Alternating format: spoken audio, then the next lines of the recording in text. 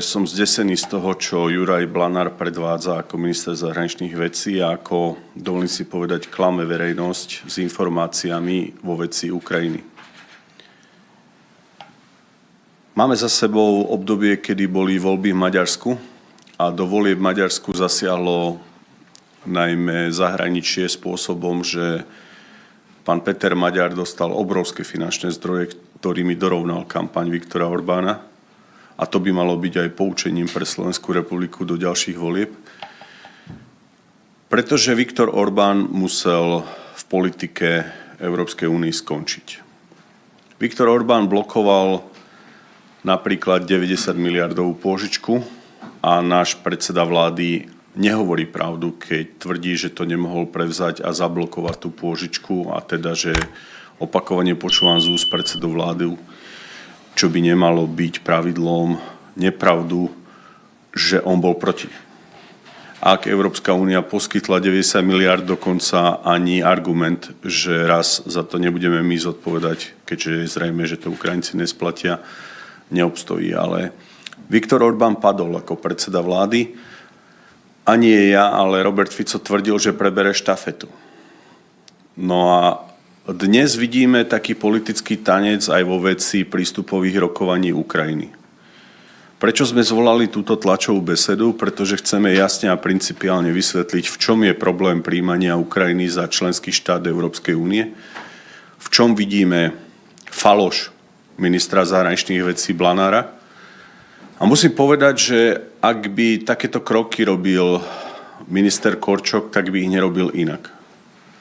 Juraj Blanár dnes klame Slovenskú republiku, inak rozpráva predseda vlády, inak rozpráva minister zahraničných vecí v Bruseli. A pokiaľ by Juraj Blanár mal ochranu predsedu vlády, tak musím povedať, že potom klame aj Robert Fico ako predseda vlády svojich koaličných partnerov, občanov Slovenskej republiky a aj svojich voličov. Práve teraz symbolicky bude oslava druhej svetovej vojny a ja chcem povedať, že je dobré, aby sme mali kontakty na západ aj na východ. Ale nerozumiem tomu, že Robert Fico, telefonát, ktorý inicioval prezident Ukrajiny, telefonát so Zelenským nevyužil najmä na nasledujúce otázky. Prečo ste nám blokovali ropu? Ako nám nahradíte škodu? Ako nám nahradíte a vykompenzujete tú pomoc vo výške viac ako 4 miliardy, ktorú sme vám už dali? Pretože Ukrajina napríklad vykompenzovala pomoc Spojeným štátom americkým dohodou o ťažbe nerastných surovín. Takže by som čakal, že Robert Fico ako hrdý líder sa opýta Zelenského, čo mám povedať slovenským občanom? Umožníte nám nejaké stavby, realizovať stavby v povojnovom usporiadaní? Pomôžete nám, že môžeme u vás investovať? Môžeme získať nejaké výhody? Povedzte, pán Zelenský, čo Slováci budú mať z toho, že pomáhajú? Chcem ešte raz povedať, aby bolo jasné, že ja podporujem pomoc občanom, humanitárnu pomoc. Ale odmietam sa pozerať na to, ako najdrahšie byty v Monaku, najväčšie jachty v Monaku majú Ukrajinci. Kúpiť byt za 500 miliónov, kúpiť jachtu za 700 miliónov, to dnes nevidíte od nikoho iného ako od ukrajinských občanov. A dozvedáme sa, že také jachty kupujú aj rodinní príslušníci štátnych inštitúcií. No ale poďme k podstate. Takže Viktor Orbán vadil Bruselu. Mal zablokované fondy a Peter Maďar ešte ani nie je predseda vlády a už sa avizuje, že teda Maďarsko nebude mať problémy s fondami. A analogicky vidím ten problém aj so Slovenskom a ja mám pocit, že Robert Fico sa zlakol a bojí sa tlaku Bruselu, takže to hrá na všetky strany, pretože začali rokovania o blokovaní našich fondov, no ale Robert Fico nezablokoval právom veta 90 miliardovú pôžičku. Takže na jednej strane Brusel hovorí o transparentnosti štátov, na druhej strane poskytneme 90 miliard anonymne na účely Ukrajiny a nevieme ani, kde tie peniaze skončia. Len mimochodom, my sme dali Európska únia toľko peňazí Ukrajine, že je to jeden štátny rozpočet Slovenskej republiky. No a prečo sme zvolali túto tlačovú besedu? 11. mája 2026 mimochodom Ministerstvo zahraničných vecí a európskych záležitostí, oficiálny dokument s názvom Ruská agresia proti Ukrajine. To som teda zvedavý, ako sa pozrie Robert Fico v Moskve do očí Putinovi po tom, čo jeho minister zahraničných vecí používa tieto pojmy a po tom, čo vám teraz prečítam. Ja by som sa na mieste Roberta Fica pred Putinom prepadol od hanby, pretože ho bude evidentne klamať.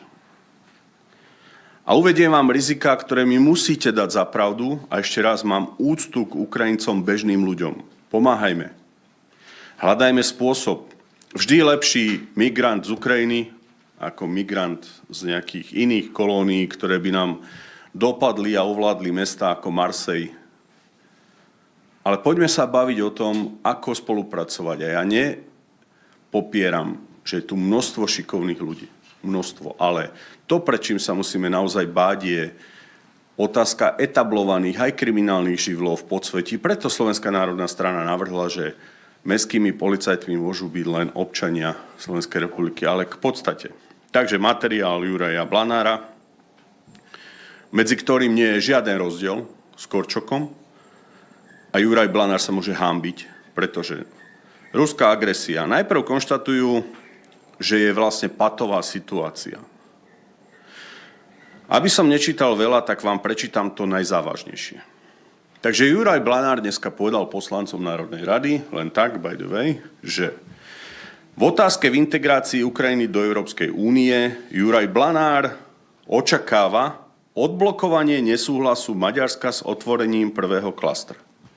Takže vlastne Juraj Blanár potvrdzuje, že nie Slovensko, ale len Maďarsko blokovalo prístupové rokovania Ukrajiny, prvé kolo, a to by ešte nebolo tak hrozné, čo budem čítať ďalej, do Európskej únie. Takže poprvé, ja si myslím, že už toto by mal Juraj Blanár a Robert Fico blokovať. Nemalo by sa otvoriť prvé kolo rokovaní s Ukrajinou o vstupe do Európskej únie bez jedinečnej podmienky, a to je uzavretia mieru medzi Ukrajinou a Ruskou federáciou.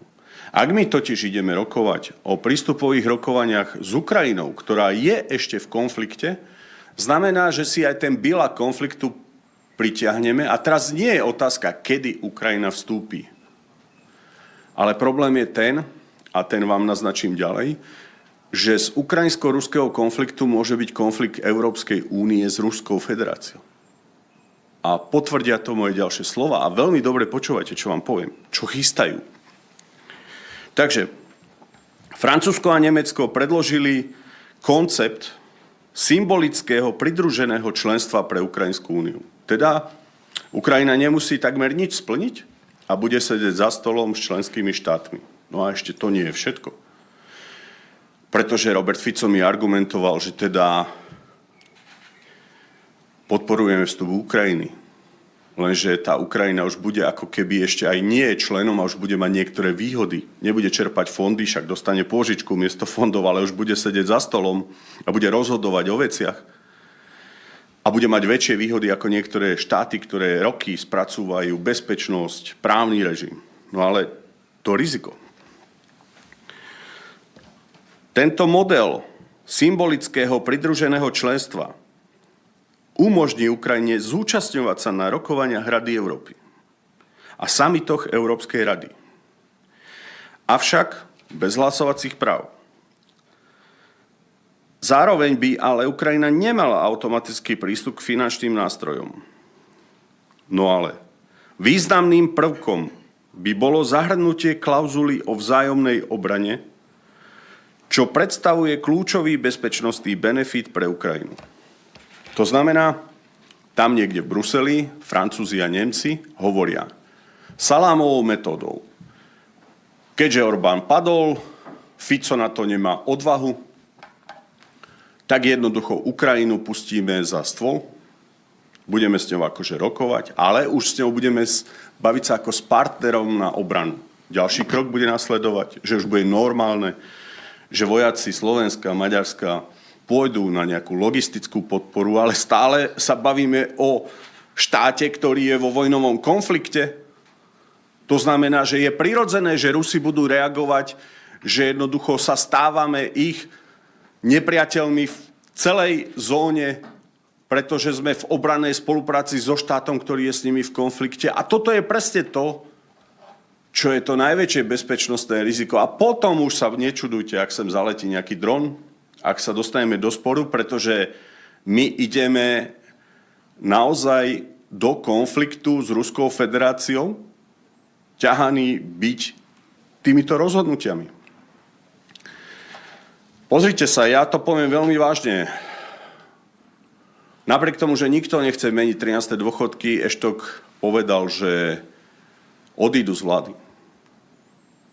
A ja chcem dneska vážne povedať, že buď nás klame Blanár, alebo nás klame aj Robert Fico, a ak by Ukrajina bola prijatá predčasne do Európskej únie, ak by Slovenská republika stratila právo veta, alebo by Robert Kaliňák poslal prvý našich vojakov na územie Ukrajiny počas konfliktu, my v tejto vláde musíme skončiť. My musíme skončiť, pretože ja nebudem klamať voličov, ako to dnes robí Smer, Slovenská sociálna demokracia. V sobotu sa stretnem so Zelenským, v nedeľu s Putinom, ale aj tak karavána ide ďalej. Ľudia nie sú hlúpi. Ľudia vidia, že áno, Ukrajinci majú problém. Že sú to dobrí ľudia z hľadiska vzťahov k Slovenskej republike. A aj Rusi, aj Ukrajinci sú mentálne ľudia, ktorí sú nám blízki. Žiaľ Bohu, vtiahli ich do historickej traumy, ale potom všímajte si, že čo začína robiť Peter Maďar. Znova konflikt vo vzťahu k Slovensku, o chvíľu Rumunsku. Peter Maďar si nevšíma národnostné problémy na Ukrajine, všíma si problémy, ktoré vôbec nie sú na Slovensku. Takže považoval som za dôležité povedať stanovisko nielen poslaneckého klubu, ale aj mňa ako predsedu Slovenskej národnej strany. A ten odkaz tejto tlačovky je, že Juraj Blanár veľmi rýchlo nech verejnosti vysvetlí, a to teraz opomínam, čo robil v minulosti, porušoval uznesenie Národnej rady, pretože podľa všetkého stále platí uznesenie Národnej rady o protiruských sankciách. Opomenul som teraz ešte aj tú pôžičku, lebo klasika, Robert Fico povie jedno, médiá píšu iné, aj tak mnohí to neanalizujete, ale teraz vám lopatisticky vysvetľujem, že nás idú oklamať. Že chcú urýchliť prístup Ukrajiny, že sa nemusíme aj nadiejať, vytvoria osobitný režim členstva a pokiaľ toto všetko bude porušené, tak potom ja za našich voličov hovorím, že nie. Pretože je to klamstvo. Základným princípom nás je, nech sa rokuje s Ukrajinou, ale len vtedy, keď skončia vojnu. A začína sa to celé porušovať. Je to problém, je to riziko. Môžete si o tom mysleť, čo chcete. Ja vychádzam z oficiálnych dokumentov. Vy nemáte tiež, novinári, čas analyzovať, čo sa v Bruseli deje. Ale ja sa neviem zbaviť dojmu, že niekto chce Európsku úniu vtiahnuť prostredníctvom komunikácie s Ukrajinou do konfliktu, do vojny. A myslím si, že je čas, aby aj Robert Fico prestal v týchto témach kľúčkovať a aby sa správal ako v minulosti Viktor Orbán. Pretože keď som videl aj tú fotku s Babišom a s Tuskom, že traja muškatieri čakajú štvrtého, bolo mi ľudsky zle.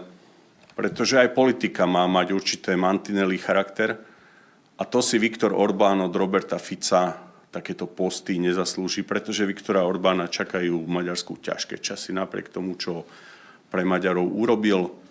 Budú ho cepovať, ničiť, pretože práve tieto veci blokoval on.